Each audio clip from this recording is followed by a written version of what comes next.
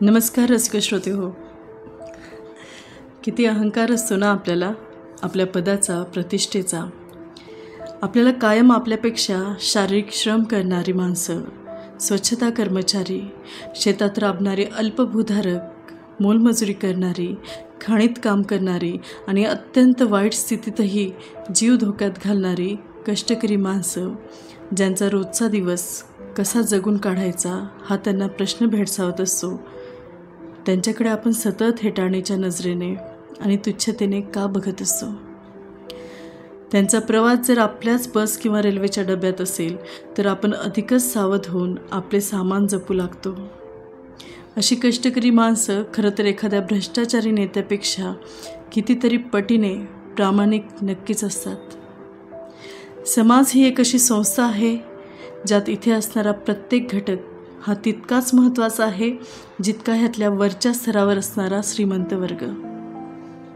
समाजात डॉक्टर जितके महत्त्वाचे तितकाच रस्ते झाडणारा आणि केर उचलून नेणारा सफाई कामगारही. इथे धान्य व्यापारी जितका महत्त्वाचा तितकाच शेतात मजुरी करून रोजंदारी घेणारा मजूरही महत्त्वाचा.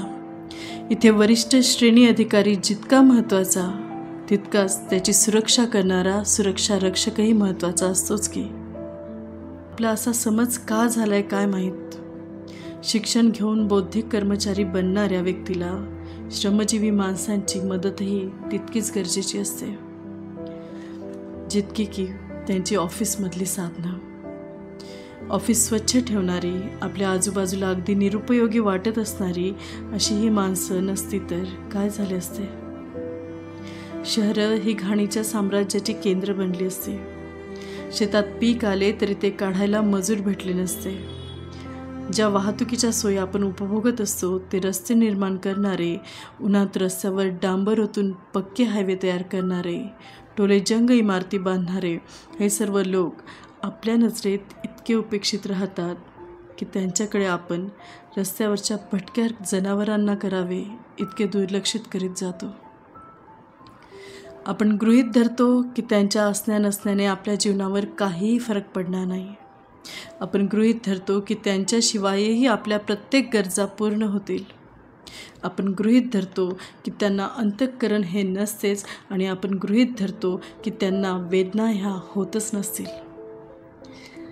आपल्या जगण्याला सोपे करणारे, कमी वेतनावर अतोनात शारीरिक श्रम करणारे आणि दुर्लक्षित राहूनही आपल्या राष्ट्राच्या निर्माण कार्यात मोलाचे सहकार्य करणाऱ्या अशा कष्टकरी समाजाला ओळखायला शिका. त्यांच्या अस्तित्वाचा मान ठेवायला शिका. त्यांचे दुःख कमी करता आले तर नक्की कमी करा.